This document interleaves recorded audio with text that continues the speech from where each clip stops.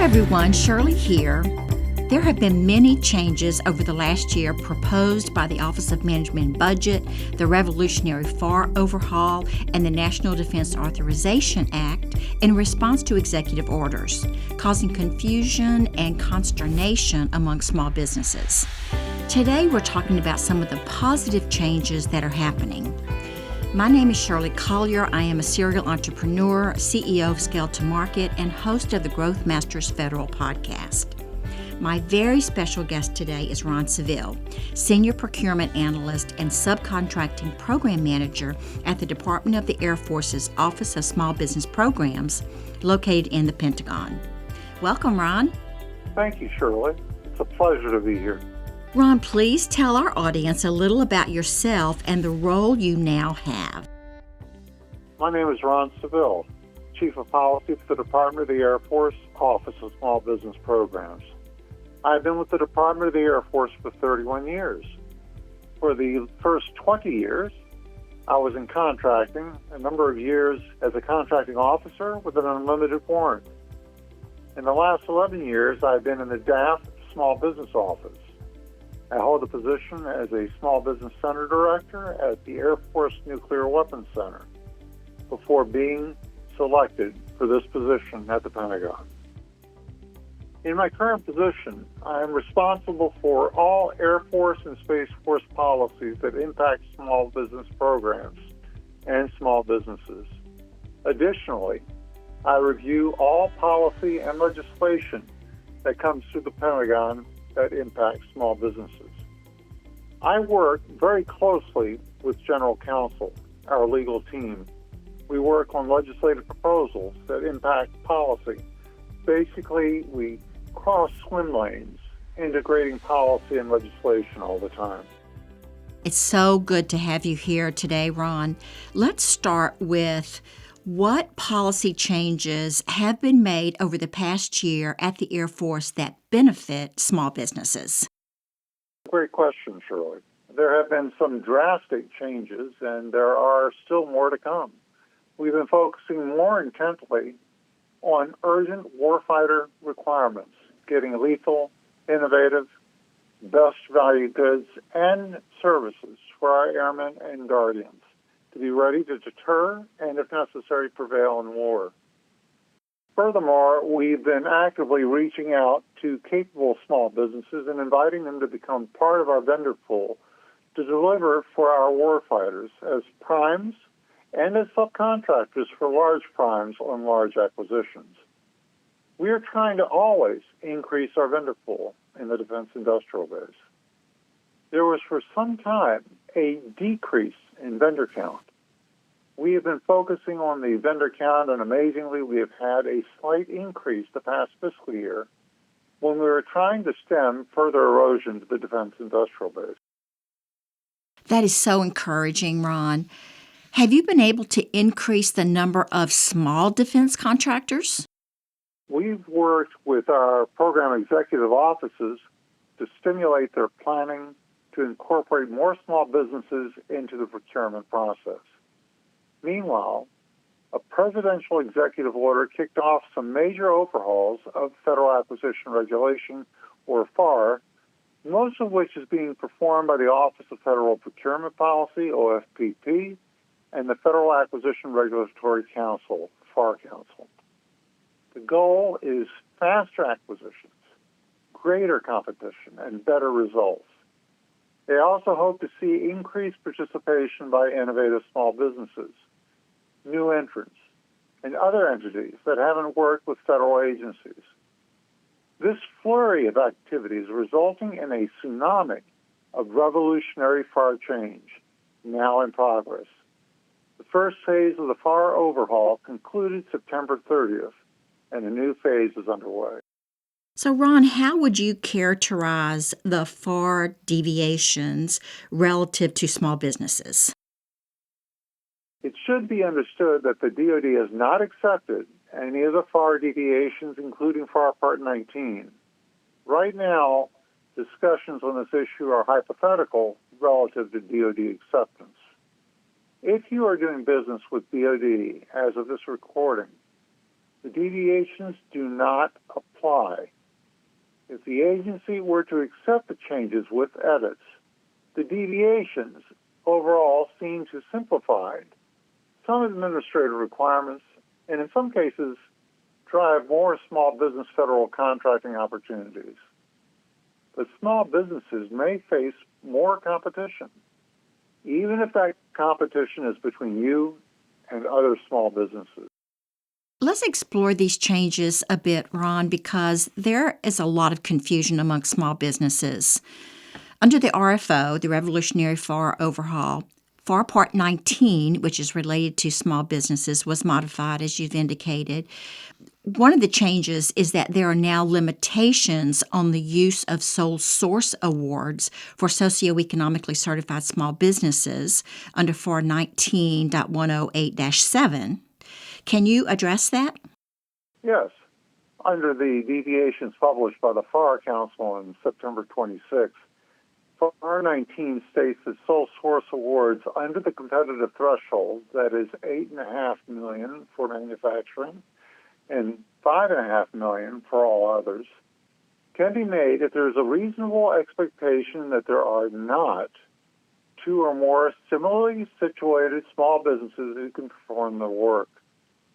FAR Part 19.108-7D of the rewrite regarding the 8A program specifically states when an acquisition is below the competitive threshold, reference paragraph A2 of this section, contracting officers must first try conducting the acquisition as a competitive 8A order using these government-wide contracts before proceeding with a sole source 8A award. FAR Part 6 also governs competition requirements. However, again, none of the changes have been accepted by DOD, and I am not commenting on what other agencies are doing relative to accepting these deviations. And I think that the agencies that are accepting the deviations right now have been posted on the RFO website. So to our listeners, if you're interested in which agencies are implementing them, you'll see a link in the show notes for that. So thanks for that clarification, Ron. I should emphasize that these changes are deviations from the FAR and are not the actual FAR rewrite. Although they went into effect almost immediately. The next step is rulemaking. I will put links in the show notes to the RFO website and to GSA official documents that give more information on the rollout of these changes. However, if you are a small business owner and you do not like these changes, please reach out to your elected officials to voice your concerns. So, Ron, I have also been monitoring both the House and Senate versions of the 2026 National Defense Authorization Act, the NDAA, that as of this recording have not been reconciled or signed into law. However, in reading the text, there is a trend toward increasing the thresholds on certain procurement levers to allow contracting officers to issue direct awards to businesses of all sizes. The House's Chairman's Mark, Section 1821, allows the J&A threshold for non-competitive awards to rise up to $500 million from $75 million, and for the simplified acquisition threshold to increase immediately to $500K from $250K, reaching $50 million for services by 2030. So I have been advising my small business clients to familiarize themselves with these types of contracts. In an effort to speed up procurements, there appears to be less competition outside of the small business set-aside programs, if I'm interpreting this correctly. So, Ron, what other changes can small businesses expect? Well, Congress passed a law that requires the Department of Defense to design a small business Bill of Rights to improve customer service, resolve conflicts, and create informational resources for small businesses. The implementation details are still underway, and at the invitation of the Department of Defense Office of Small Business Programs, our service has been part of the implementation team. Awesome. So when do you expect the Bill of Rights to be enacted? We are currently broken up into two teams. Team 1 working on the writing of the actual text of the Small Business Bill of Rights. Team 2 is working on the process, the system through which the complaints will be received by small businesses and worked through to resolution. This process is ongoing. The Small Business Bill of Rights is to be implemented this fiscal year. That is certainly welcomed, Ron. Let's talk about protests. I have 3 points. First, Section 816 of the Chairman's Mark requires the Secretary of Defense to establish procedures for contracting officers to seek disgorgement of profits from incumbents who file frivolous protests. Number 2, there's now a limit on protest. Earlier this year, the protest threshold on DoD task orders went up to $35 million. Under FAR 19.11, the contracting officer's decision not to set aside task orders under multi-award contracts for small businesses is not protestable. Well, regarding your first 2 points, frivolous protests are costly for the government and for small businesses. These changes are designed to speed up the procurement of products and services to small businesses.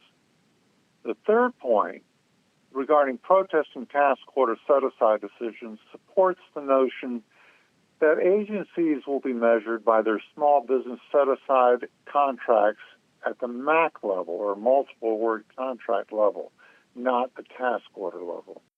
So this means that small businesses that have won master contract prime awards may still be competing against large companies on some task orders under those master contracts. I've been advising my clients to sharpen their business models and their products and service offerings to compete effectively against large companies. So, Ron, which policy changes do we anticipate in the forthcoming year? How can small businesses learn about and actively participate in those new processes and programs? Surely the FAR Part 19 deviations, should the DoD accept them, likely with changes, have been restructured to flow by acquisition stage instead of by program. It's a very big change in the structure of FAR 19. It seems to make it easier to find things because it talks about the actual flow of acquisition. There is an intent to simplify a system for award management, SAM.gov, registration, streamlining the process for registering and maintaining paperwork to do business on federal contracts. The rule of 2 that requires a set-aside when 2 or more small businesses are capable of performing at fair market prices remains in the FAR Part 19. But the rule now is broadened to apply to all small businesses, which means that COs or contracting officers are not required to find disadvantaged businesses first. However, the rule of 2 does not have to apply to orders, meaning COs may possibly set aside orders placed under multiple award contracts. For existing 8A contracts, the requirement can be released from the 8A program if a follow-on contract is set aside under another small business program. Contracting officers don't need to make formal notification or ask permission for such a change. I would encourage you to look at all of the FAR Part changes that have been released, although I should emphasize that as of this recording, the DoD has not accepted the deviations. Go directly to the source at acquisition.gov/FAR-overhaul. And we will post these links in the podcast notes. I would add, Ron, that although there may be more proposal costs for small businesses under the FAR deviations, there are efforts in the NDAA bills to reduce other administrative burdens. Cost accounting standards in the future will be required on contracts $35 million or greater, and TINA, cost build-up and audited statements, are only required on contracts $10 million and up. Those formerly were $2 million thresholds. So thank you, Congress, for reducing those burdens on small contractors. So, Ron, what are the Department of Air Force's major programs that represent the greatest opportunities for small contractors? Great question. And that was a very good point that you made about the Truth in Negotiations Act, or TINA, and Cost Accounting Standards, CAS, threshold changes. Do your homework and look out there at the Department of Defense and, in turn, Department of the Air Force priorities. We look for anything from providing items for emergency power at a base to the ability to build small satellites, basically a huge spectrum of goods and services. To do business with the Department of the Air Force, a small business must first identify the correct NAICS code for its offerings in SAM.gov, which determines its size standard for a specific industry. So make sure you selected them properly in SAM.gov and look at past contracts awarded. NAICS refers to the North American Industry Classification System codes we use to identify the type of product or service a small business provides. You can look on our websites and see the top 10 NAICS codes where we spend on small business participation. For example, in fiscal year 24, U.S. Space Force spent this kind of money with small businesses. $79 million for commercial and institutional building construction, $67 million in space research and technology, and $28 million in R&D in the physical engineering and life sciences. Meanwhile, the numbers get better across the other commands. The U.S. Air Force's commands spend exponential amounts more with small businesses in various areas. Please check out airforcesmallbiz.af.mil and look at the top 10 NAICS by each command. The URL can be found at the end of this podcast. Ron, how can small businesses find information on specific upcoming requirements and budgets to better help them prepare to meet the Department of Air Force's future needs? Well, unfortunately, we no longer have the expiring contracts listing. This list would give you what contracts were expiring and would give you good information on potential following contracts. Well, we do have our websites. What you do is look up a particular location on Google that you're interested in doing business with. For example, Joint Base Andrews, JBA, Air Force District of Washington, AFDW. The website should show what type of work AFDW is doing. Additionally, if you have questions and you don't know the small business professional or small business director for that location, you can reach out to me, and I can provide you a point of contact for that installation or a location nearest to the requirement you're seeking. That person will be able to assist you regarding what type of requirements are upcoming, as well as what sort of budget they have aligned for that fiscal year. So it's really a matter of reaching out to the proper small business professional or director. By the way, I also do one-on-ones with small businesses on Fridays and ask small businesses to reach out to me. My email is included in the show notes. That's very generous of you, Ron, and it's also very good advice. We need to take a break. I'm talking to Ron Seville, Senior Procurement Analyst and Subcontracting Program Manager at the Department of the Air Force's Office of Small Business Programs in the Pentagon. When we come back, we'll talk about meeting with decision makers. Stay with us. We'll be right back.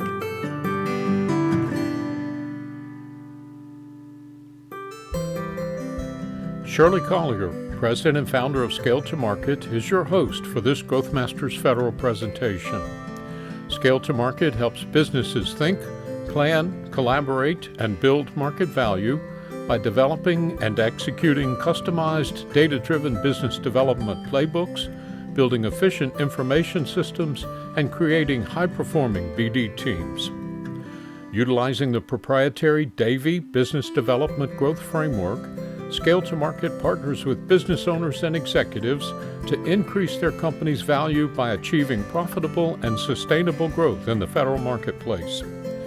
Email Shirley at scollier@scaletomarket.com to learn more about the Davie Growth Framework and how it can be instrumental in helping grow your federal contracting business.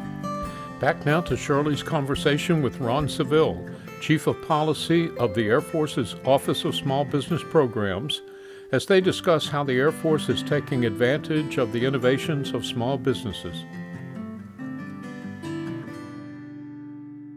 Welcome back. Before the break, we were talking about how to find information on upcoming requirements. Now let's talk about how to grab the attention of decision makers. Ron, how can small businesses best prepare themselves to meet with Department of Air Force's decision makers and influencers? What will grab their attention? We say this repeatedly. Research, research, research your customer. You also want to clearly, concisely articulate how your specific products and or services align with requirements to deliver much-needed innovation, agility, and cost-effectiveness for every dollar we spend to equip our warfighters. Every U.S. Space Force and U.S. Air Force Command has a specific mission portfolio and thus tailored mission requirements. Learn all about the organization and closely study SAM.gov for a glimpse of what it is that they do and need, and tailor or adjust your capability briefs and products to align as needed. Note that your statement of capability will change from customer to customer. It should be a living document. It should not be a one-size-fits-all document. That is not the case. Solve clearly defined problems. Provide clear examples of proven results. Get out there. There are events going on throughout the United States at all times. You can reach out to our Public Affairs Officer, or PAO. I can give you his contact information. He knows exactly what events our office will be attending throughout the year. Show up at industry events, community and chamber events, and more. Talk with other small, medium, and large businesses and make connections. Look for ways to collaborate or partner with more established or seasoned businesses. Landing your own prime contract or finding a prime contractor that would love to subcontract to you are both great outcomes. And if you are ever looking to be a protege, look for that mentor at those events. In fact, the Small Business Administration has mentor-protege events specifically to provide information on how to become a mentor under the Mentor-Protege program. However, I would like to mention that DoD has its own Mentor-Protege program. There are slight differences between the two. If further discussion is needed, I can refer you to a colleague of mine who is the program manager for the entire department. Thank you, Ron, and I want to remind listeners that your contact information will be made available to our listeners. What are some of the small business office programs that are currently being offered for companies that are small and innovative? Can individuals specifically be set up for matchmaking with contracting officers and program managers who have a need for their services? All of our small business program offices are capable of matching small, innovative contractors with other contracting experts and organizations seeking goods and services. In addition, there are a number of initiatives already underway that small businesses should be aware of. Transition to warfighter to accelerate technology. The software acquisition pathway, which was established under the 2020 NDAA. The Innovation Ecosystem Initiative to remove barriers for innovators and changes also to the Other Transaction Authority, or OTA, which operates outside of the FAR, provides the flexibility to adopt commercial best practices. There also are initiatives to develop advanced manufacturing capabilities and the advanced manufacturing workforce that should be of interest to small businesses. And this can be found in the House's Chairman's Mark Title 8. The NDAA also proposes a way for the Apex accelerators to help vet innovative small businesses, so I'm very encouraged by that. So, Ron, in what way are the Department of Air Force's Small Business Office programs being proactive, meaning are small businesses that use the OSBP services getting awarded contracts? From the origination of the Small Business Act, the focus is specifically on mobilizing the small business defense industrial base for national security and national defense requirements. It isn't small business offices in the Department of the Air Force that are accountable for results. However, organizations and leaders within the department do report the number and dollar amount of small business participation in Department of the Air Force contracts. For example, overall, the department spent $16.6 billion, that's billion with a B, with small businesses in fiscal year 2025.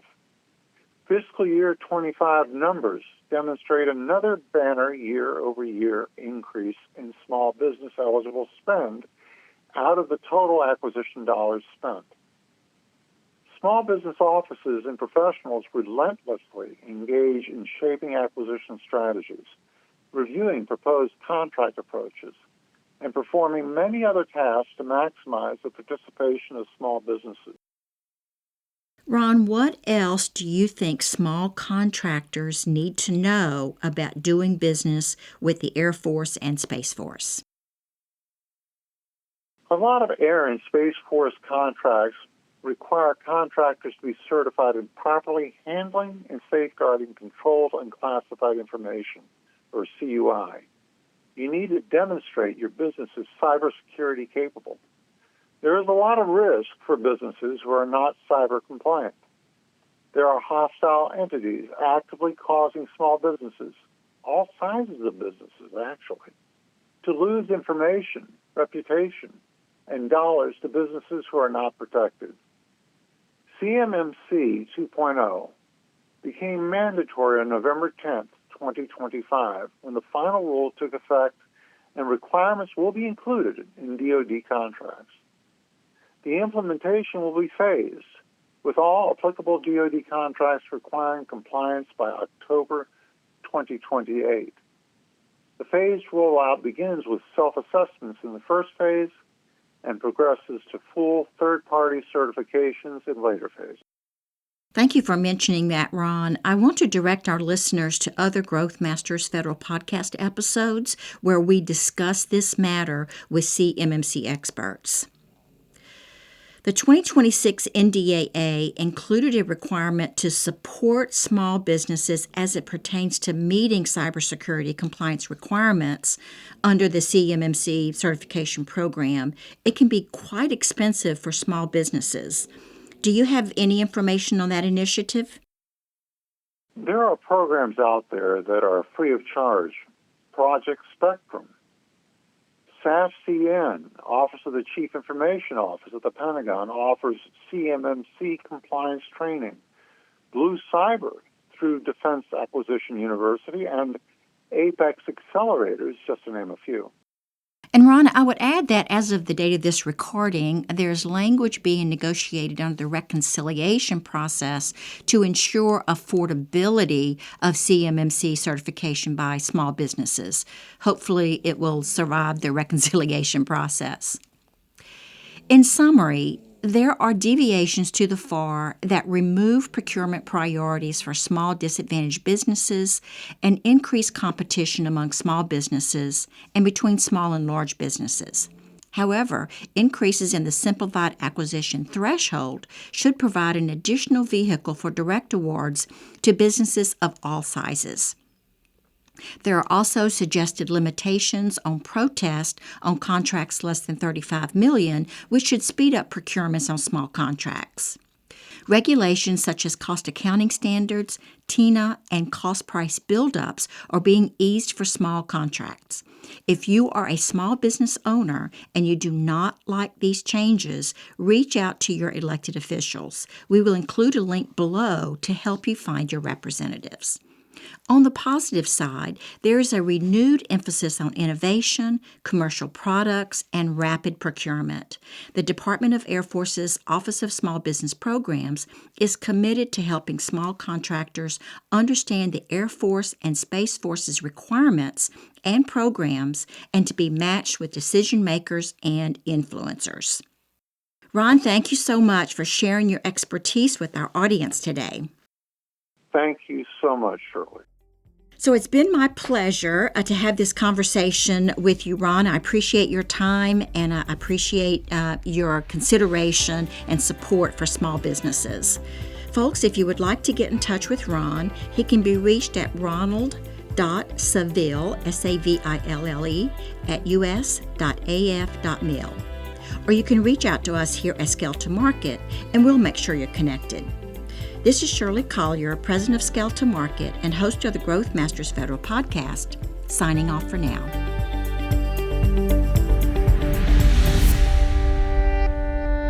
As we close, I want to thank you for joining us today and encourage you to connect with me on LinkedIn and visit our website, that's scaletomarket.com with the number 2 in the middle, where you will find a link to our webcast on the Scale to Market YouTube channel, along with our Growth Masters Federal Podcast, white papers, my blog, and other links and resources. While there, please leave us a comment or suggestion so we can stay focused on what's important to you. Thanks again for listening, and we'll see you next time.